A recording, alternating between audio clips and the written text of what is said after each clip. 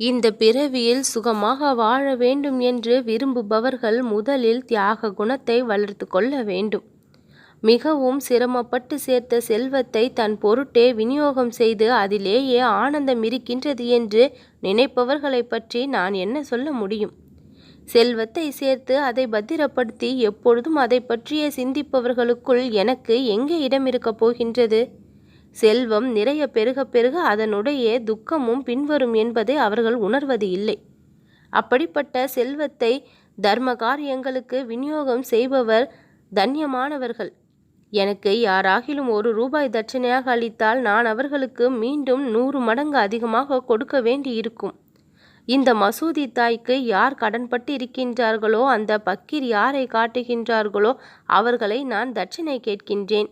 அவர்கள் இவ்விதமாக கடனிலிருந்து விடுவிக்கப்படுகிறார்கள். அவர்கள் இப்படி தட்சணை கொடுத்து விதை விதைத்து கொள்கின்றார்கள்.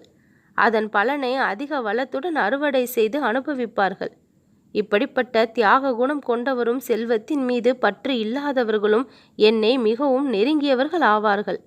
அவர்களை கடை தேற்றுவதற்காக நான் மிகவும் ஆவல் உள்ளவனாக இருக்கின்றேன். இதை அறிந்து கொண்டவர்கள் புனிதமானவர்கள். நல்லதே நடக்கும்.